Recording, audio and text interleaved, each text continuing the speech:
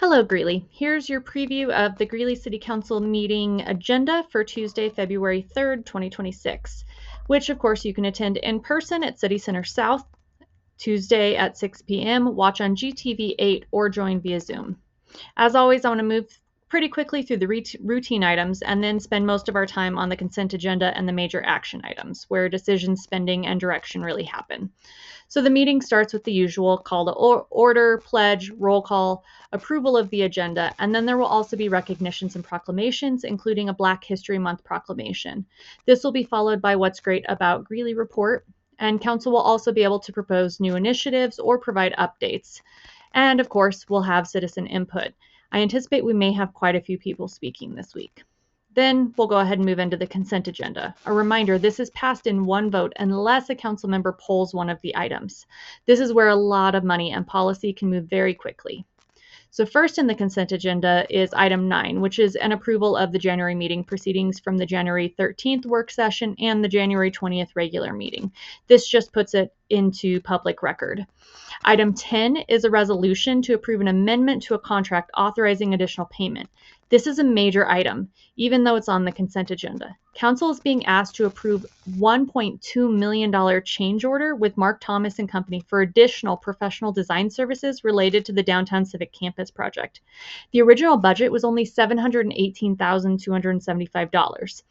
And according to the agenda item summary, this will lead to the contract totaling $2.15 million. However, when I read the actual resolution, it says that the total of the Mark Thomas contract will actually be nearly $3.2 million. I'm not quite sure about the discrepancy there.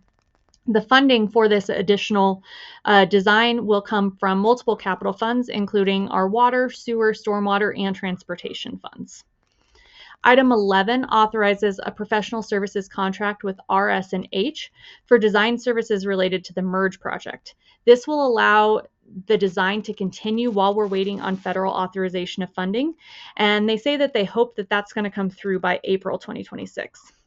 This will, through amendment, though, increase the task order from $203,000 to $1.3 million. They say this will keep the project on schedule, but it is noted that because it's prior to the federal authorization of funding, that this amount can't be used as a match to grant funding.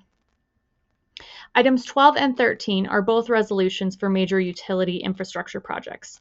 Council is being asked to approve contracts for, first off, ACOM for design related to the Milton Seaman Reservoir Gate repair. This is in the amount of $324,000 additional funding, bringing the total of that contract to $979,000. In case you didn't know, Milton Seaman Reservoir is the primary water storage area in Poudre Canyon for the city. The existing gates are malfunctioning and have been in need and repair for 10 years. This contract is to take it from 60% design completion to 90%. So this still isn't the actual repair. This is just the design. The second is an amendment to for a contract to Providence Infrastructure Consultants for design work on the 60-inch Bellevue Gold Hill pipeline. This provides design for the repair of the final 3 miles of the 60-inch water transmission pipeline that's supposed to connect the Bellevue water treatment plant with the city's distribution system. This contract is asking for an additional $212,000, which raises the total amount to $509,000. The original design was actually begun in 2020 with a plan for construction to begin in 2024.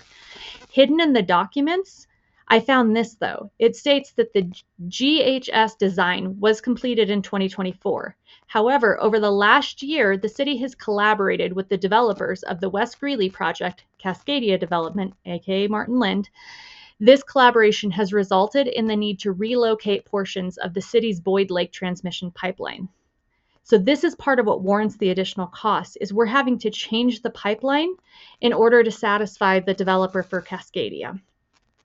Item 14 is a resolution for an amendment to the intergovernmental agreement between the city and county for work on the O Street and 59th Avenue intersection.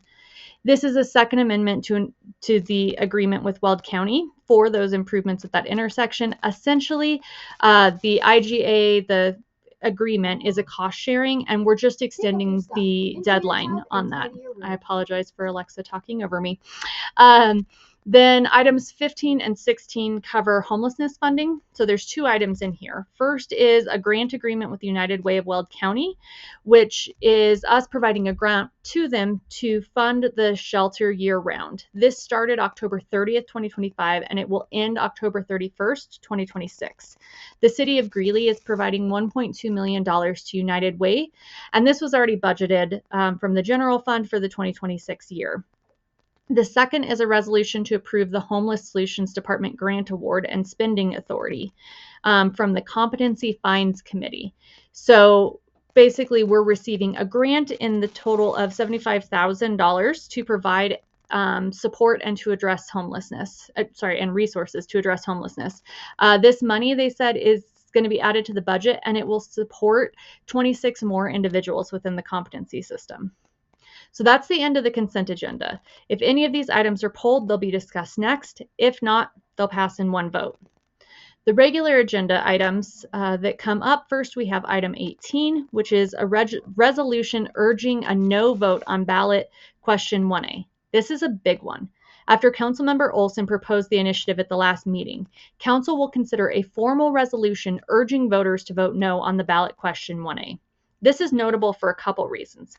First off, it involves the City Council taking an official stance on a ballot measure, something that, from what I can tell, is pretty rarely done, especially when there's such a split on council and within our community. One time that I know this was done was when the council supported the mill levy for the school district, but this was not an item that there was such a division on, nor that the council was invested in within the city. This was something to help support our schools. This follows weeks of public debate and pressure. I say weeks, really months, over a year. Regardless of where you stand, this is a clear policy and political statement and not just a routine action. Item 19 is Homeless Solutions update, in which the Homeless Solutions team is going to provide information to staff around the homelessness response efforts.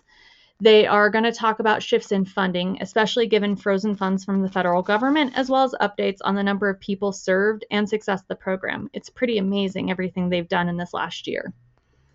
Item 20 is going to be a discussion with the Culture, Parks, and Recreation Department around the performing arts funding that was based on an initiative put forth by one of the council members in hopes that we can include performing arts in our public art program.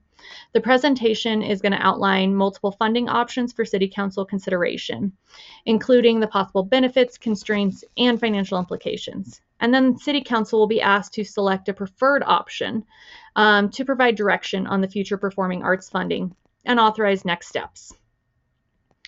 And then finally, after that, Council will be going into a closed executive session to complete annual performance reviews for our municipal judge, Mark Gonzalez, and the city attorney, Stacy Azurda. So hopefully this helps. I will post the update after the meeting. I do plan to speak this week, and it will, as always, be interesting to see what happens.